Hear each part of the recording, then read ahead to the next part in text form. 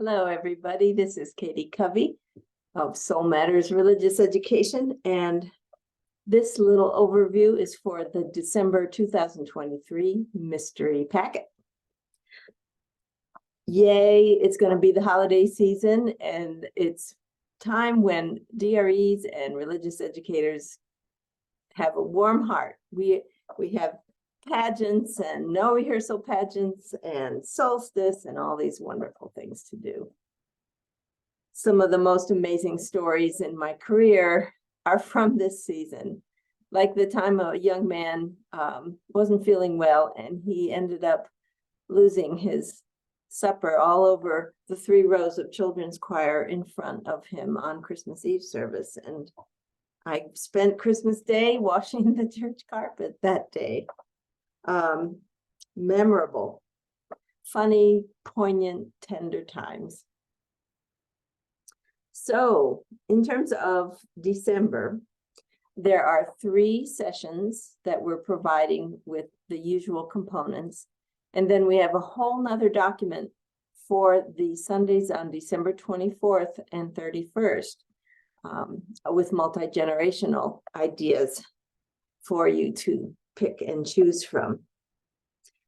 So the Article 2 connection for this month is that Mystery and Wonder were added at GA 2023 from our original sources. We didn't want to lose the transcendent mystery and wonder of personal experiences. So that's back in for us as one of our inspirations now, as we call it.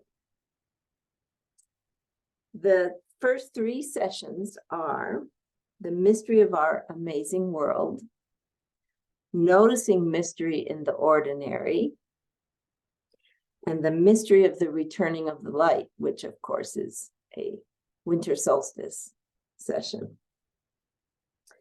So for session number 1, I want to lift up the couple of things that we have in the activities, the Explore It section. One is scratch art. That's the black over colors that when you scratch it off with a toothpick or a special stylus, the colors come out from the blackness. It's just really beautiful and evocative of mystery. The other is the Chalice Snowflake that one of our colleagues posted on the worship web, and if you cut it out right, it takes me a couple times, but usually it comes out right. There's chalices in a pattern, and it's really beautiful. We hang them in our windows every season. The last part of that Explore It section is the game. And I did this when we did Marianne Moore's curriculum way back in 1986 called Hide and Seek with God. She's written a book. She did write a book. I think she's passed away now, called Hide and Seek with God, which I highly recommend to be in your RE library. Some of her stories are posted on the internet, and we've chosen one of those for you this month. But to play it as a game, we called it the God in a Box game. And this wonderful woman named Carol, who used to be the DRE and then became a 4th and 5th grade teacher for the Sunday school that I ran in one of the congregations I served, would hide in a dishwasher box before the kids walked into the room from the sanctuary. And then the teacher introduced the fact that this is a God in a Box game that we're going to play. And you can ask God anything you want, and it will answer. Well, of course, the kids are like, yeah, right, here we go.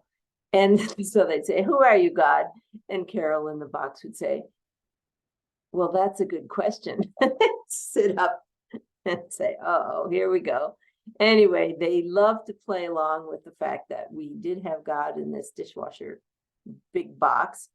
And then we'd invite them to go outside and play. Carol would come out, make some excuse that she couldn't be there as a teacher for the first part, and they'd figure it out. But, you know, they love to play along.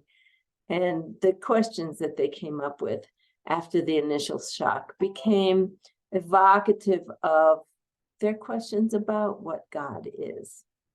So I recommend you the God in the Box game. And thanks to Marianne Moore for writing that in her curriculum, Hide and Seek with God. The second session is Finding the Mystery in the Ordinary.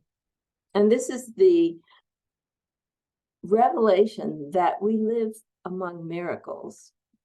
That's Peter Mayer's song, Everything is Holy Now. And we just forget about it as we go through our day of sorting and organizing and cleaning and paying bills and that kind of thing. When we stop and look at anything, especially those things in nature, they become miracles, don't they? And so to help that, I suggest making a magic wand. And you can make it as simple as you want. It can be a popsicle stick colored with markers. Maybe put a pipe cleaner around it for some fancy sparkly stuff at the end. Or we've done it when we've had parents come in to help with glue guns, and you make a glue gun wrap. The glue wraps around a dowel or a twig, and then as it dries, you color it with a gold Sharpie, and it looks very beautiful. So by touching the simple things around you, you touch the glass of the window during the Wonder Box and you say, glass is a miracle. It's melted sand. And how does it get that way? Or what about our eyes? They are miracles, translating this light out here into brain waves that will mean something to us. Anyway, all these simple things can become miracles. And the things I want to lift up about this session of Mystery in the Ordinary is the Ysaye Barnwell song. She's one of the singers of Sweet Honey in the Rock. And they made a storybook, picture book out of No Mirrors in My Nana's House. The idea being she doesn't have mirrors to reflect on the difficulty that she lives with. She just finds the miracle in the ordinary. And then playing that song is really beautiful and evocative of finding ordinary miracles.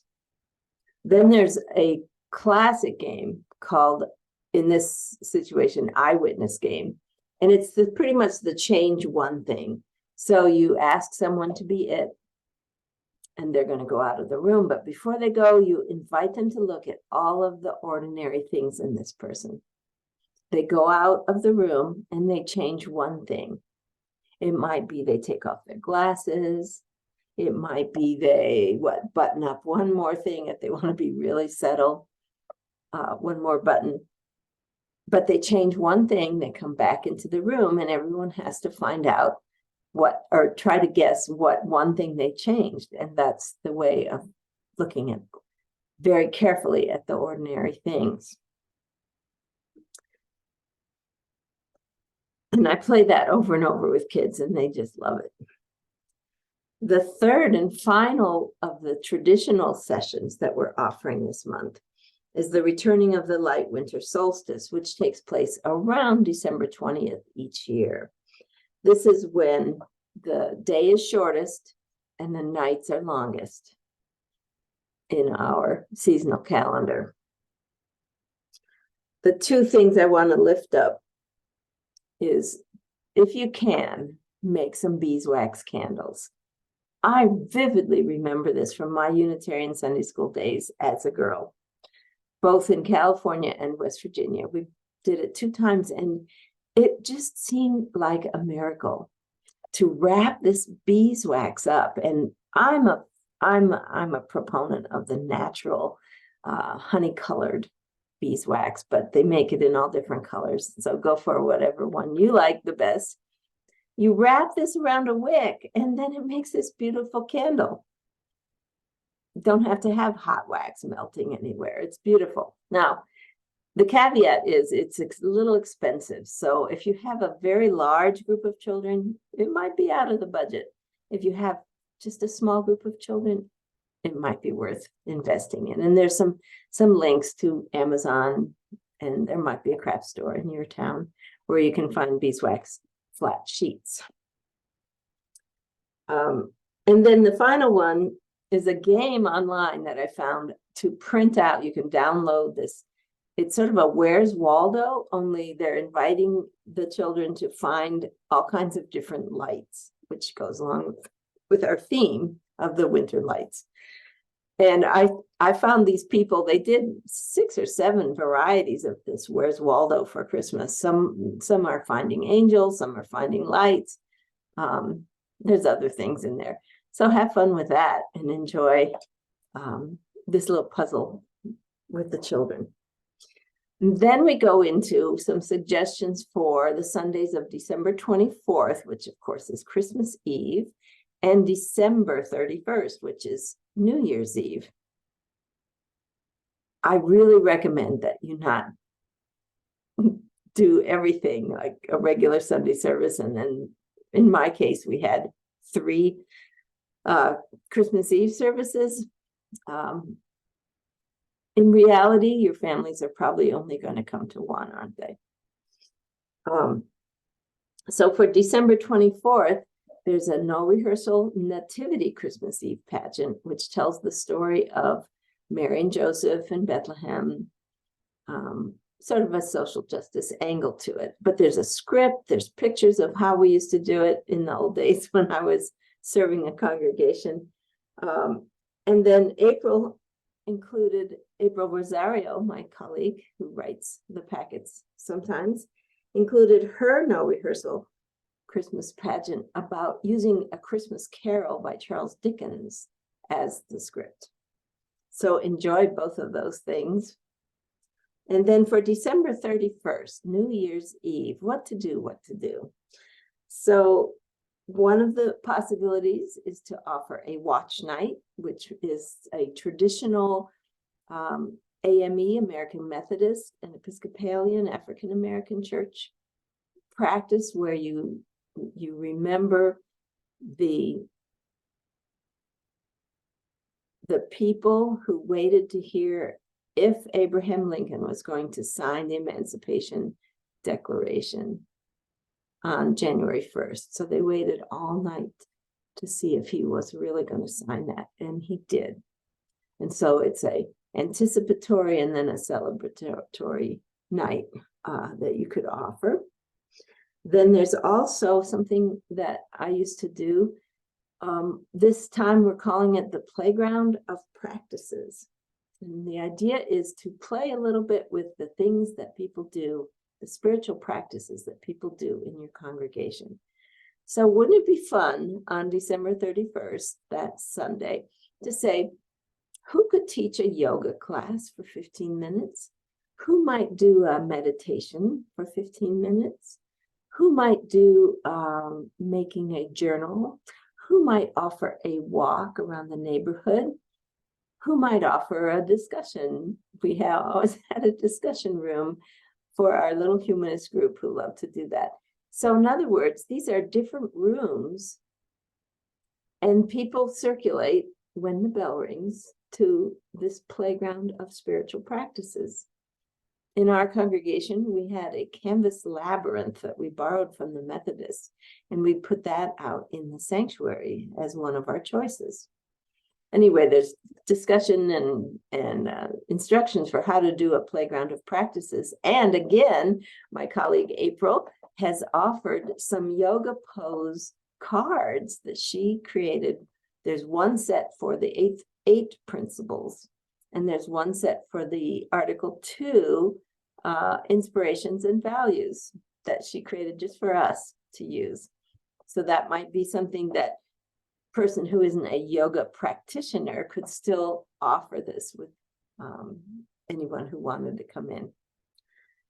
So that's the overview for the mystery packet, and I just want to wish everybody happy holidays. See you next month. Bye-bye.